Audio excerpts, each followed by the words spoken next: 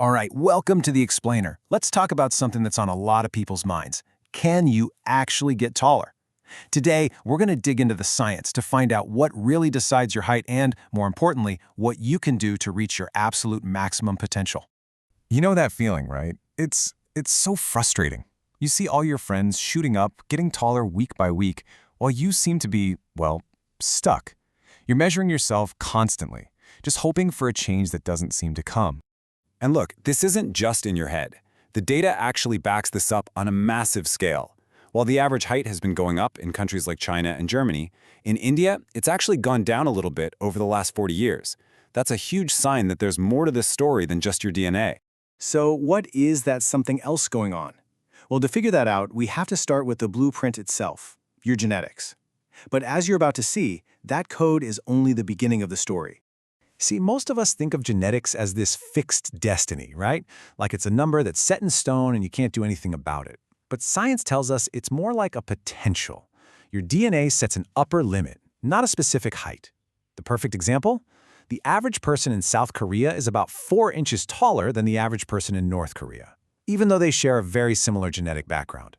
That just shows you how powerful things like nutrition and lifestyle really are. So, how does your body actually do it? How does it turn that potential into real, measurable height? Well, it all goes down right here, in your growth plates.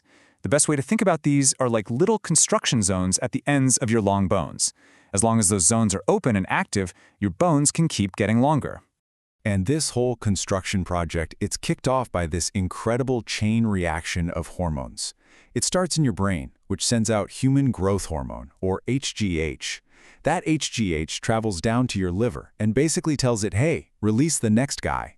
That next guy is another hormone called IGF-1, and that's the stuff that talks directly to your growth plates and tells them to start building. Okay, so we know where the growth happens, but how do we tell those growth plates to get to work? This brings us to this really cool old idea from the 1800s called Wolff's Law. Basically, what it says is that your bones literally change and adapt based on the stress you put on them. To put it simply, you have to give your skeleton a reason to grow. So how do we put this into practice?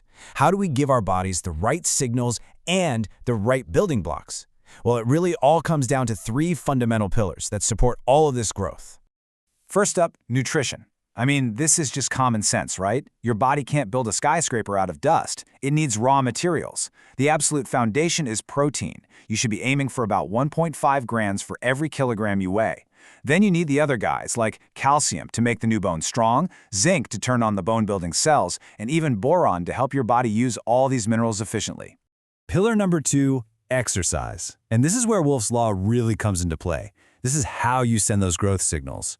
Things that involve high-impact movements and stretching are what you're looking for. So think sprinting, playing basketball or volleyball, doing vertical jumps, even things like hanging from a bar to decompress your spine, or raising the seat on your bike so your legs stretch with every pedal. It all sends the right message.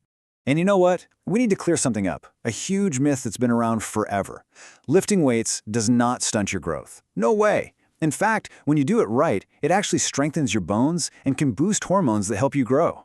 The real problem isn't lifting, it's being lazy and doing nothing. Just be smart about it. Don't ego lift with crazy heavy weights that wreck your form and strain your back.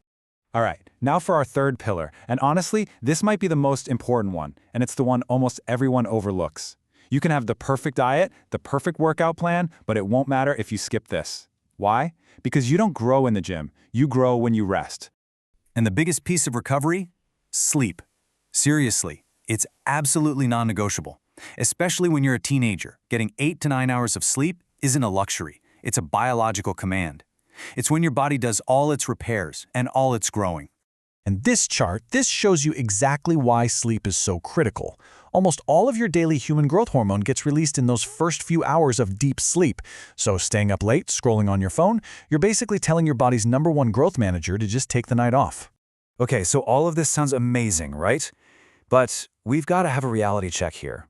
Let's talk about timing and what you can realistically expect from all this. So here's the #1 question we always get. Is it game over at 18? Does that window for growth just slam shut for good the moment you blow out those candles? And the simple answer is no, it's not a hard stop. For most people, yeah, growth slows way down after 18, but those growth plates can stay open right into your early 20s. Your teen years are prime time, when that window is wide open. After that, it starts to slowly close, but it doesn't just slam shut overnight. So if you want to get a ballpark idea of your genetic potential, there's this simple formula you can use. But please remember, this is just a starting point. It's not your destiny. Taking control of those 3 pillars we talked about, nutrition, exercise, and sleep, that's what can potentially add another 3 to 4 inches on top of whatever that number is. But you know, at the end of the day, this whole thing, it's about so much more than a number on a measuring tape. It's about building a strong, healthy body that you're proud of, and the kind of unshakable confidence that comes with it. Because really, when you take a step back and look at what makes someone successful, what makes them have an impact on the world, physical height, it's just one tiny sliver of a much bigger pie. Your confidence, your skills, your health, your mindset, that's the stuff that really matters. And I mean, you don't need me to tell you this. Just look at these people. These are giants in their fields. Their talent and their impact are legendary. And it proves, beyond any doubt, that your stature does not define your status. So here's the bottom line. Absolutely use these 3 pillars. Build the strongest, healthiest body you possibly can and reach every last inch of your physical potential. But never, ever forget to also grow the things that truly define you.